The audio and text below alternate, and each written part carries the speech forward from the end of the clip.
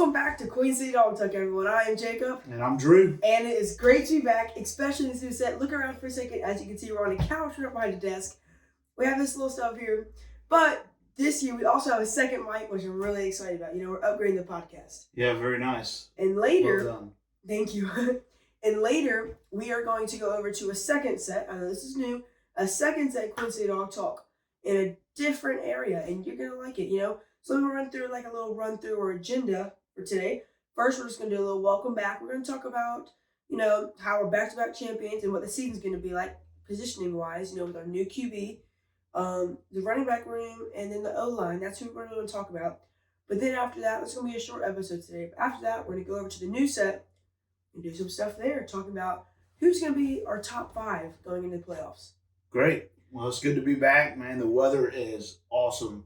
Right now, we've had a lot of rain, and it is nice and cool this morning. Feels very fallish, which is perfect for the first day of college football. It is. So, bringing that up, there will be some more stuff talking about new sets. Queen City Dog Talk is going to be so much different this year and way better. One of those is we're going to be cooking outside one episode on our deck, smoking a rack of ribs or a butt. I don't know, or something, yeah. Or, we'll be smoking brisket, something and filming and watching Georgia football. So that sounds like a great day to me. Yeah, very nice. All right, let's go ahead and hop back into it. So this year is the last year we had one national championship. You know, this year is going to be the back-to-back national championship season. Yeah, going for the three-peat. The three-peat, hopefully. You think we'll be able to go three-peat this year? We've got a great chance. We'll just see. I really like our coaching staff and Me too. The players that we have. So, you know, who knows what'll happen.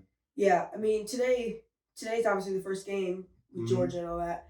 I'm excited to see. I know we're going to trample these guys. Yeah, we should. Yeah. But I am excited just to see different people, excuse me, just to see people showcase and see what we actually have. You know, I'm looking forward to that. For sure. It's going to be interesting to see what they do offensively with Mike Bobo now calling the plays and offensive coordinator. He's back as offensive coordinator this season. So it'll be interesting to see if he really opens it up or since this is a kind of a lesser opponent, if we just try to pound the ball. I don't know how we'll do with that with the condition of the running back room. So who knows? We'll see. Speaking of the running back room, let's go ahead and transition to that. I know how many running backs did leave us in the draft? That went on to the draft? Yeah. McIntosh left, right? Uh-huh. And then who else left? I think that's the main culprit there because we got Milton back. We've got Edwards back. I think they're both seniors.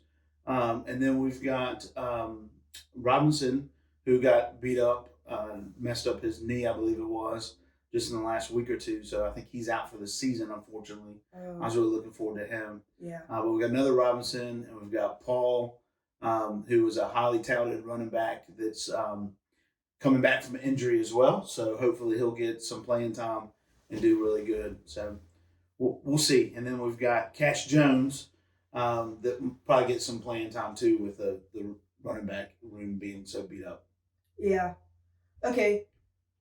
I definitely get what you're saying, you know? Yeah. I'm sorry, I just brain farting, just dealing with something. I want to also transition to our new QB. You know, Stetson Bennett left, going to the Rams. Speaking of Stetson Bennett, though, I've been seeing he got into some preseason games with the NFL or with the Rams. He had some good plays, you know?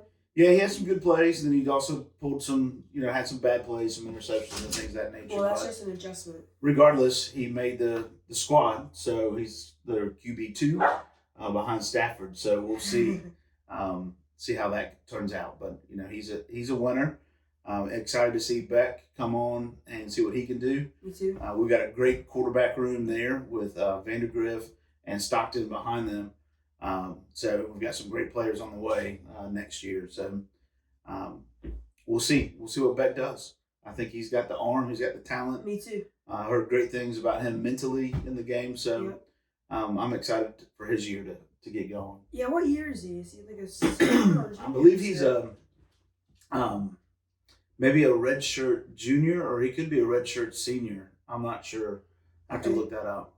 Think about it. Well, if he's been through both national championships, he's been practicing with us. He's been on the squad. Exactly. He's been there for a while. He knows what to do as a quarterback for Georgia. Yeah. And what to expect. Yeah, one of the advantages of having Mike Bobo going down to be an offensive coordinator is he was there with them last year too, right? So most of the same terminology that they use is going to stay the same. They'll probably have a lot of similar. He'll probably The only differences might be the way he calls the games versus Monk and what he did. So we'll see. We'll see how it pans out. We've got some killer wide receivers, so I don't know. Maybe Georgia will be going to the air more, way that Beck plays. But then we've got great running backs. We've got an awesome offensive line that can really, step up and hopefully give Beck some good pockets and then also bust open some great holes for our running backs. So we'll see. So and of course, our tight end room is like, oh my gosh, I know, right? Yeah, I can't wait. I think it is. I can't wait to see Brock Bowers again. I think he's one of my favorite Georgia players. Yeah. Like all time. Yeah, he's a hard worker. I mean, like he's up there with Chubb and Gurley. Like that's like, I feel like he's really good. Yeah, he is. He is. So I was just transitioning. I was just thinking about like favorite players and like who's went on and stuff. Yeah. I saw an Instagram post that Zamir White, right? Mm-hmm. Yeah. I saw he's playing for the Raiders now. Yeah, awesome. I saw that. Yeah. So did he go? Did he go last year? I think he was the year before. Right. Well, what was last year? 2022. Yeah. I think he left in 2021. Okay, that's what I feel like that seems right because I don't remember seeing any plays with him in the national championship last year or looking over plays or highlights and stuff. I don't remember seeing him number 3. Yeah. Speedy number 3 of that. I don't recall. Yeah. Well, I'm getting old, so my memory, You know more about me, or you know more than I do.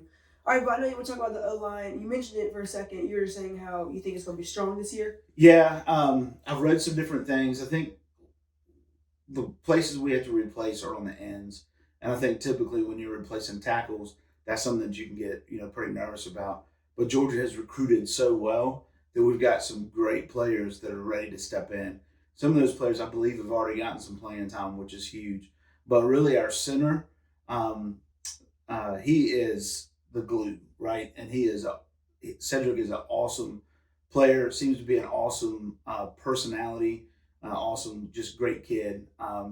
So I think between him and then our guards flanking him, who were there last year as well, they'll give us a good solid middle of the line, and we'll do good. I wasn't really too sure about Stacey Searles coming in as the offensive line coach, but I've heard good things about him, and he's doing well. I think we've got a great cast around him, better than we probably had last time he was our offensive line coach.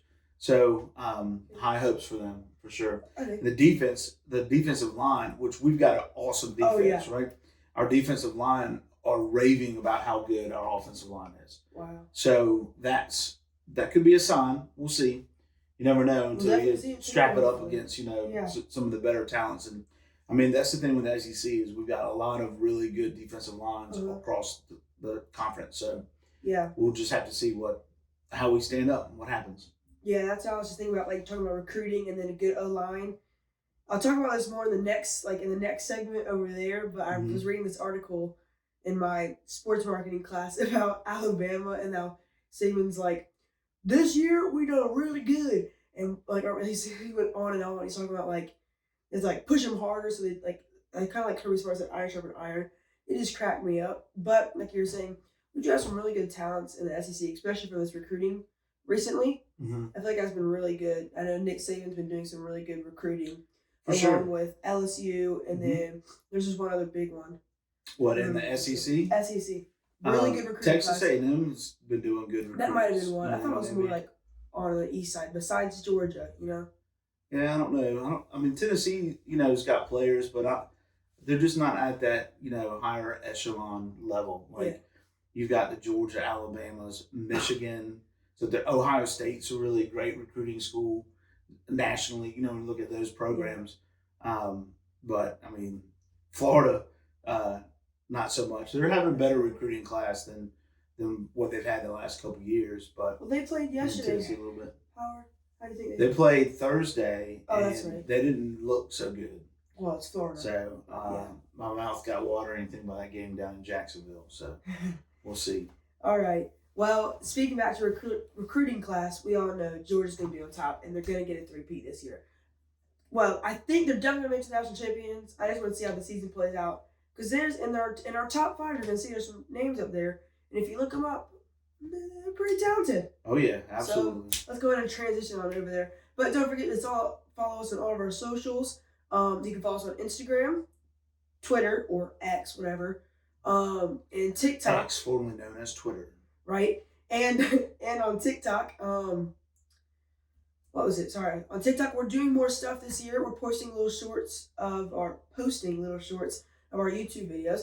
And of course, we're on Spotify. So if you're listening on Spotify, thank you. And obviously we're on YouTube. But thank you. And we're gonna head on to the next set.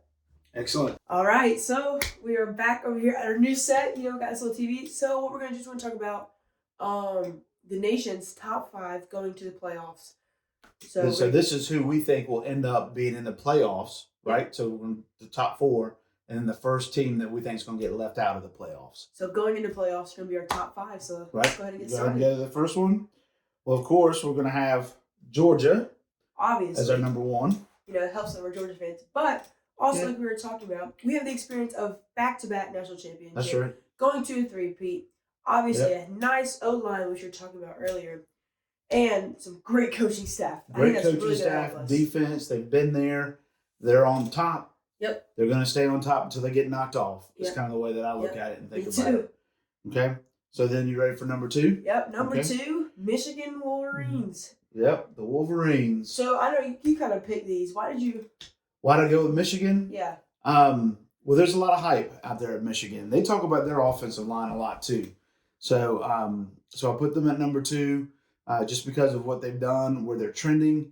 I do like Ohio State a lot, but it seems that Harbaugh has got this team running well right now. Yeah. And I don't know that Day's got to get over the hump and be able to beat these guys before I put Ohio State above Michigan. Okay. Well, good? Well, I think you should Ohio State under them. So our next team, number 3, is Ohio State. Yep.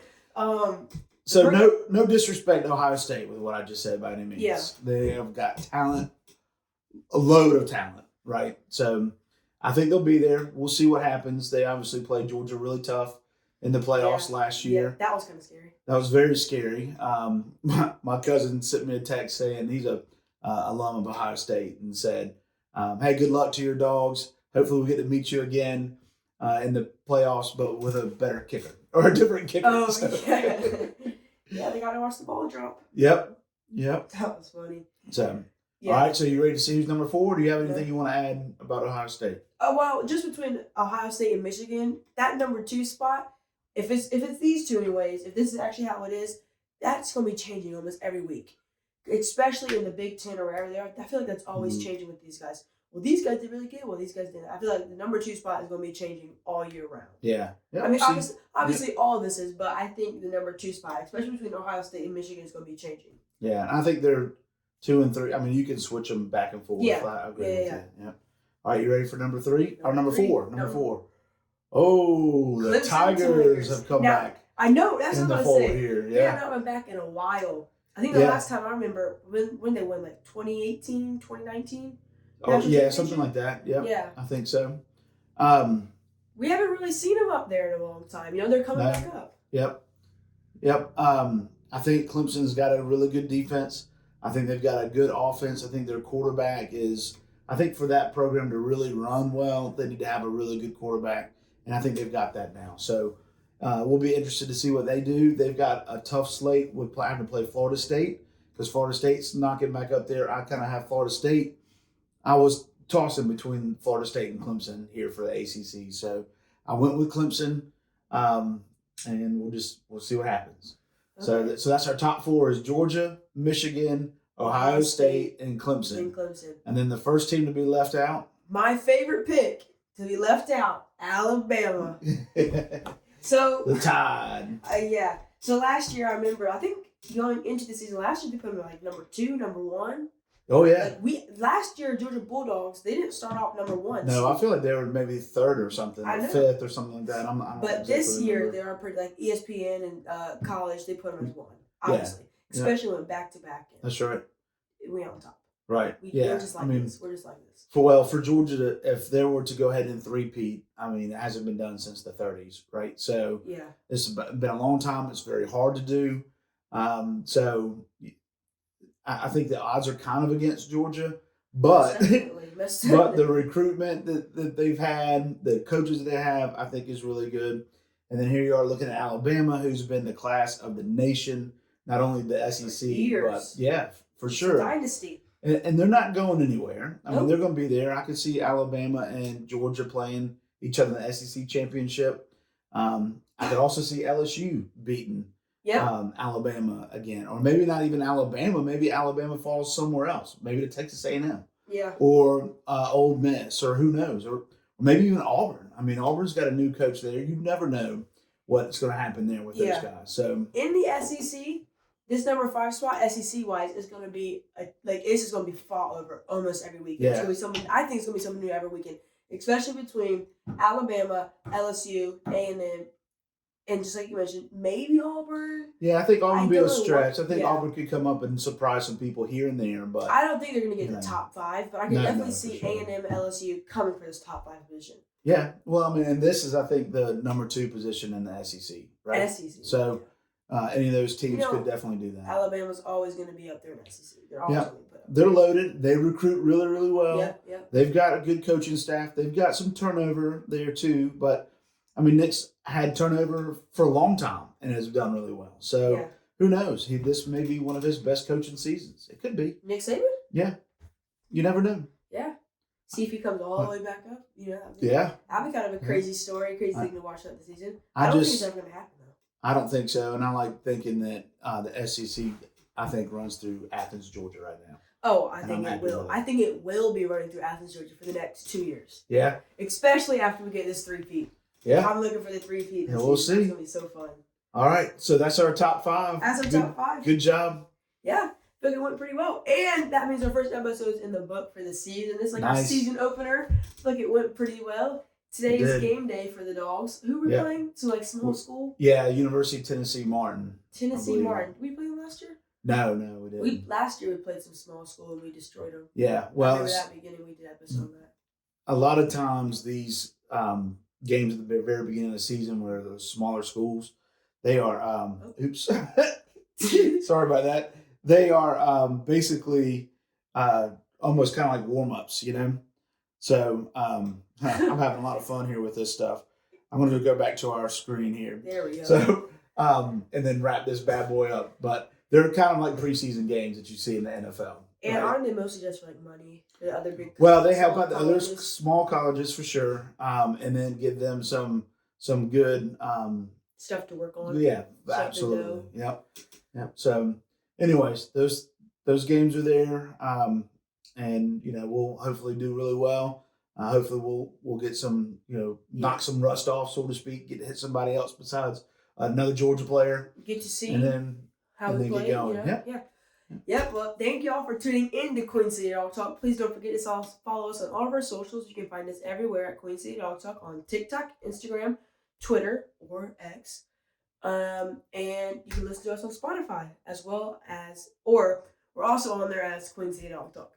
But thank you for listening. I'm Jacob. I'm Drew. And go Dogs!